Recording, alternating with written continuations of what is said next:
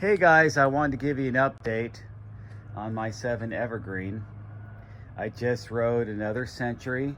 As you guys know that you've been following my channel, or those new to my channel, I do a combination of gravel riding and hardtail mountain biking with my single speed and my one geared hardtail mountain bike. And my gravel riding, I do a Century ride a month.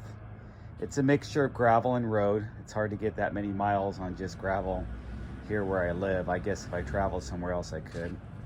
Anyway, so this is my latest upgrade. My shadow's kind of blocking it, but it's the Zipp Explore, or Zipp 101 Explore rims that I had laced up to these Chris King hubs to match my Chris King headset that you guys saw before when I went over all the details and the parts of this bike. But I just wanted to, I wanted to get center lock, and so I wanted to have center lock brakes.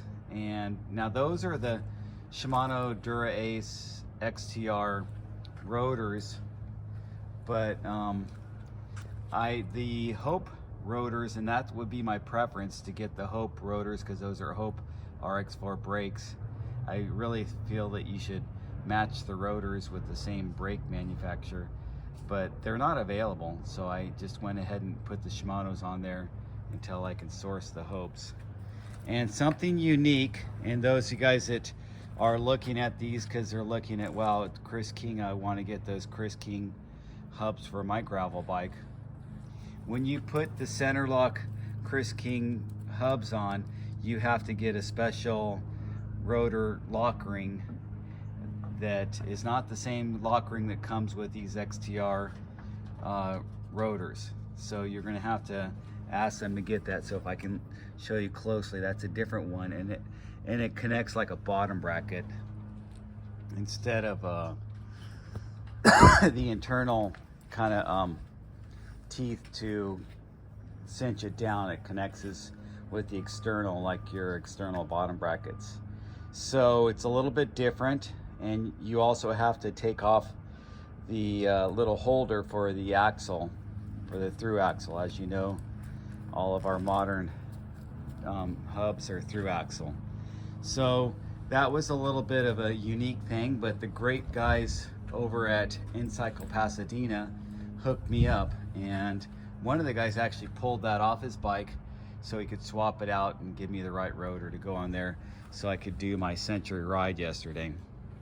Now, another thing I want to talk about, now this is the biggest I've gone with tires on this bike yet, because before I was running 700 by 38. These are 700 by 43.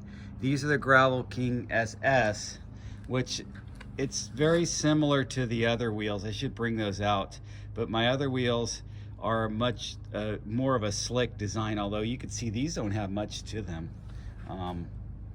It's really more of a textured design than anything. It's not really, it's just one notch above being a slick. But I was really impressed on how well these track on gravel. I couldn't believe it. And you can notice, you have a noticeable feel as soon as you get over to these transitional knobs right here and just lean it over a tiny bit. All of a sudden you feel this little side knob just dig in. It's pretty amazing. So I think having a combination tread like this is perfect for my combination rides. Here we go. Yep, that's the life here in Pasadena with helicopters, stupid news helicopters over all the time doing the traffic. Can't wait to move out away from the city where I don't have to deal with traffic, helicopters, and just media. We have too much media here in Los Angeles.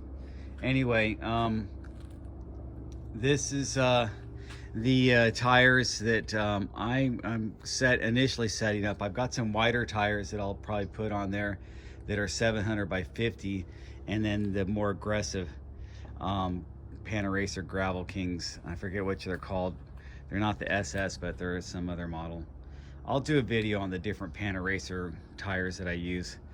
You know what, I just can't. I have some Rene Hurst, and Rene Hurst is made by Panaracer, same company, but I say the value you get from getting a Panaracer Gravel King is just amazing. Now, if you notice, this one is not set up tubeless. I've got a regular tube in there, and that's because I couldn't get it to bead up and set up tubeless. Although the rear, I managed to set up tubeless, and it came out pretty good. And it held the air. I did get a little bit low on air, and I was really noticing when I was a little bit low how much I didn't even notice that I was low, because this rim is so, it's got to be the most. And let me give a shout out to Zipp wheels and Zipp rims. It's probably the softest carbon rim I've ever felt. And I don't have a lot of experience, but I do have some experience with my different bikes and different rims. And carbon has a notably stiffer feel than aluminum rims. But this carbon rim is probably the closest to an aluminum rim feel that you're ever going to get. And I will stand by that statement. It was just amazing how flexible this carbon rim felt. So if you're looking to upgrade your gravel bike and you're going to do a little bit more off-road, or want something that's a little more supple feeling, then take a look at these XPLR wheels. And you don't have to go full custom like I did. You can just get the built-up wheel set. And I think what Zipp does with the regular wheel set is, I think the hubs they're using is either Industry 9, or I think they use some SRAM hubs, but the higher end SRAM hubs, I'm not exactly sure. But I wanted, I went full custom because I wanted to choose these are actually, I wanted brass nipples, so these are brass nipples. These are the Sapin Race. I didn't get the bladed ones. I don't like bladed spokes. I see no need for gravel and bladed spokes. I think that's more for a TT bike, or at least a road bike that you're going to be doing something that's longer distance. But I don't do bladed spokes on my wheels, and that's how I have that set up. It rides amazing, and that 100 miles went by so nicely yesterday. Felt great. I could have gone more, and I felt great. So today I'll probably set this front up as tubeless. What I do sometimes when it doesn't seal up tubeless, I just run a tube in it and let it really mold to the rim and get in the right place and stay there for a while.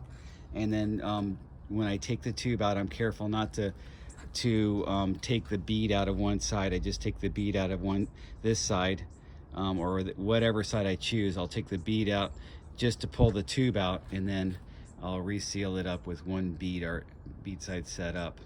So that's how I try to do it, and let's see how it works. But I'm loving this setup, and thanks guys for watching.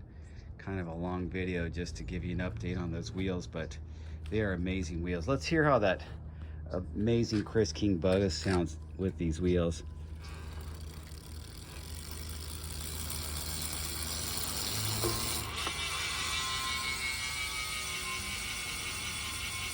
It's still packed up really nicely with grease, so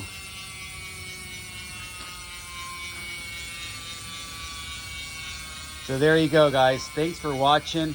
Please subscribe and like if you like my content.